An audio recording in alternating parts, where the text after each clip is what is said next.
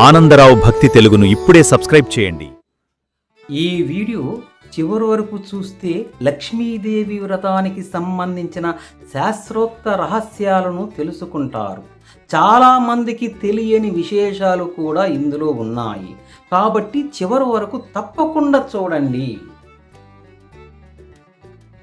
ఓం శ్రీ వరలక్ష్మీ నమః. నమస్కారం అందరికీ. ఆనందరావు భక్తి తెలుగు ఛానల్ తీసుకోండి. ఈరోజు వరలక్ష్మి వ్రతానికి సంబంధించిన అత్యంత ముఖ్యమైన విషయాలు శాస్త్రోక్తంగా తెలుసుకుంటున్నాం. కాబట్టి ఈ వీడియోను చివరి వరకు తప్పకుండా చూడండి. మీకు వీడియో నచ్చితే లైక్ చేయండి. మీ కుటుంబ సభ్యులు మరియు భక్తులతో షేర్ చేయండి. ఇంకా ఇలాంటి ఆధ్యాత్మిక విషయాలు తెలుసుకోవాలంటే ఆనందరావు భక్తి తెలుగు ఛానల్ను సబ్స్క్రైబ్ చేసి బెల్ ఐకాన్ని నొక్కండి. ఇప్పుడు వరలక్ష్మి వ్రతం అంటే ఏమిటి? ఈ వ్రతాన్ని ఎందుకు చేయాలి? భక్తిపూర్వకంగా ప్రార్థించుతున్నాం. భక్తిపూర్వకంగా ప్రారంభించుదాం. వరలక్ష్మి వ్రతం అంటే ఏమిటి? ఆ వరలక్ష్మి వ్రతాన్ని ఎందుకు చేయాలి? ఫస్ట్ వరలక్ష్మి వ్రతం అంటే ఏమిటి? ఓం శ్రీ వరలక్ష్మీ నమః. ముందుగా వరలక్ష్మి అనే పేరులోని అర్థాన్ని తెలుసుకుందాం. వర అంటే వరాలను ప్రసాదించేది. లక్ష్మి అంటే సంపద, శుభం, ఐశ్వర్యానికి అధిష్టాన దేవత. అందుకే భక్తులు కోరుకున్న శుభవరాలను ప్రసాదించే తల్లిని వరలక్ష్మీదేవిగా ఆరాధిస్తారు. ఈ వ్రతాన్ని ప్రధానంగా శ్రావణ మాసంలో పౌర్ణమికి ముందు వచ్చే శుక్రవారంన ఆచరిస్తారు.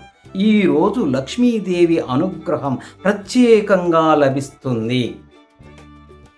ముఖ్యంగా వివాహిత మహిళలు తమ కుటుంబ సంక్షేమం, భర్త ఆయువు ఆరోగ్యం, సంతాన అభివృద్ధి, ధన సమృద్ధి, సౌభాగ్యం కోసం ఈ వ్రతాన్ని భక్తి శ్రద్ధలతో నిర్వహిస్తారు.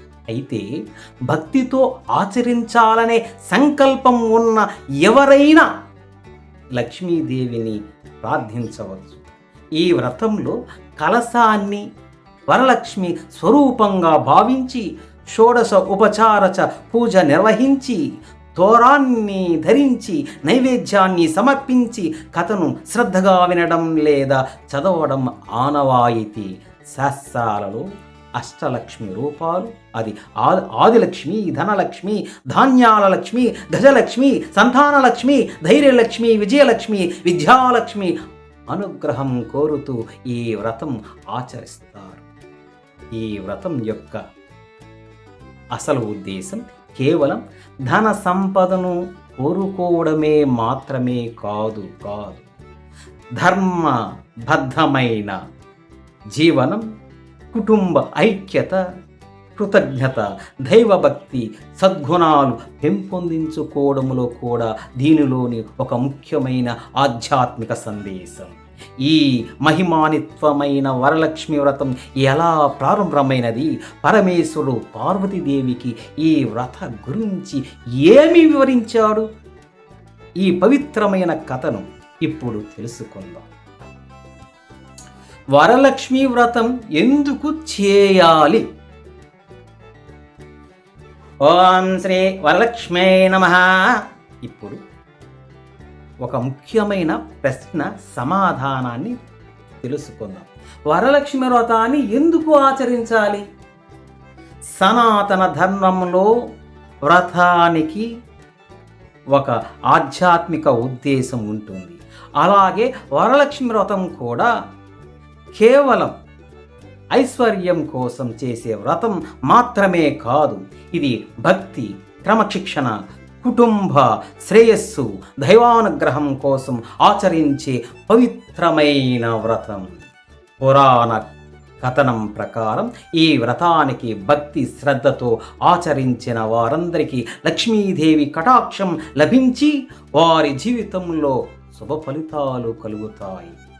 ముఖ్యంగా వివాహిత మహిళలు తమ కుటుంబ సౌఖ్యం, భర్త ఆయు ఆరోగ్యం, పిల్లల అభివృద్ధి, ఇంట్లో శాంతి, ఐక్యత, ధర్మబద్ధమైన జీవనం కోసం ఈ వ్రతాన్ని నిర్వహిస్తారు. అష్టలక్ష్మి అనుగ్రహం అనే భావన కూడా ఈ వ్రతానికి ఎంతో ప్రాముఖ్యమైనది. అంటే కేవలం ధన సంపద మాత్రమే కాదు, ధైర్యం, జ్ఞానం, సంతానం, ధ్యానం, విజయం, శుభం వంటి జీవితానికి అవసరమైన అనేక రకాల దైవానుగ్రహాలను కోరుతూ ఈ వ్రతాన్ని ఆచరిస్తారు. అయితే ఒక్క విషయం గుర్తుపెట్టుకోవాలి, వ్రతం చేసిన వెంటనే అద్భుతాలు జరుగుతాయని శాస్త్రాలు చెప్పవు. భక్తి, సద్గుణాలు, ధార్మిక జీవనం, నిష్కలమైన మనస్సుతో దైవాన్ని ఆరాధించడం ఈ వ్రతం యొక్క అసలు ఉద్దేశం. వరలక్ష్మి వ్రతం మనకు ఒక గొప్ప బోధను కూడా ఇస్తుంది. సంపదతో పాటు వినయం, దయ, దానం, ధర్మం కూడా జీవితంలో ఉండాలి. ఈ గుణాలు ఉన్న చోట లక్ష్మీదేవి కటాక్షం నిలిచి ఉంటుంది. నెక్స్ట్ వీడియోలో ఇక ఈ మహిమాన్వితమైన వ్రతం గురించి పార్వతీదేవి అడిగిన ప్రశ్నలకు పరమేశ్వరుడు ఎలా సమాధానం చెప్పాడు, వరలక్ష్మి వ్రతం ఎలా ఆవిర్భవించిందో తెలుసుకుందాం. ఈ వీడియో మీకు ఉపయోగకరంగా అనిపించి ఉంటే లైక్ చేయండి. తర్వాత భాగాన్ని మిస్ అవ్వకుండా సబ్స్క్రైబ్ చేసి బెల్ ఐకాన్ని నొక్కండి. మీ అభిప్రాయాన్ని కామెంట్లో తెలియజేయండి. లైక్ చేయండి, కామెంట్ చేయండి, షేర్ చేయండి, సబ్స్క్రైబ్ చేయండి. ఓం శ్రీ వరలక్ష్మీ నమో నమః.